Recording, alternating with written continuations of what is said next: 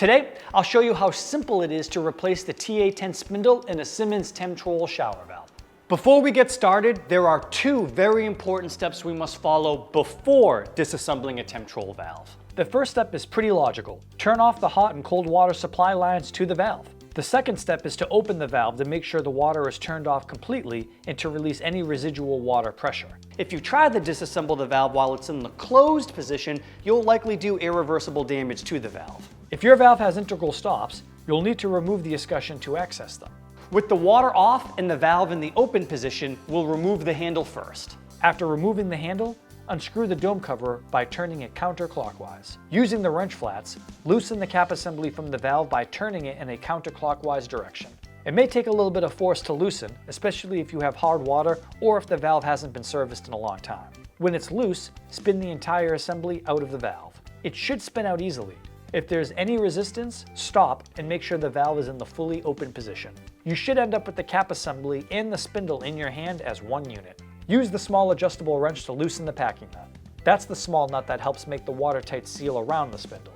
You should be able to just use your hands to unscrew the spindle from the cap assembly. Now, we'll just repeat all the same steps in reverse. Insert the new spindle into the bottom of the cap assembly and slowly twist the end through the packing material until it meets the threads. Then, just thread it in clockwise. Thread the two parts together as far as they can go until it hits the cap assembly or the T34 temperature limit stop screw.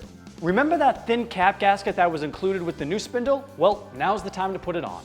Now, carefully thread the cap assembly back into the valve body by hand. Gently turn the assembly counterclockwise until you feel the threads drop together. Then spin it together by hand. It's kind of like cracking a safe. The assembly should spin in easily. If you feel any resistance, stop, check the threads, and try again. Once it spins in freely, use that big wrench again to tighten the cap assembly into the valve. Just make it tight. Don't use any excessive force, power tools, or superpowers. Once it's tight, put the handle back onto the spindle temporarily and turn it clockwise to close the valve. Then, use the small adjustable wrench to snug up that packing nut just a bit. Slowly turn the hot and cold water back on and check for leaks. Turn the valve on and let it run. And cycle through the cold range and the hot range to test the temperature. Turn the valve off and check for leaks again. If everything looks good, reinstall the dome cover, the handle, and the escutcheon if you removed it. That's it, you're done.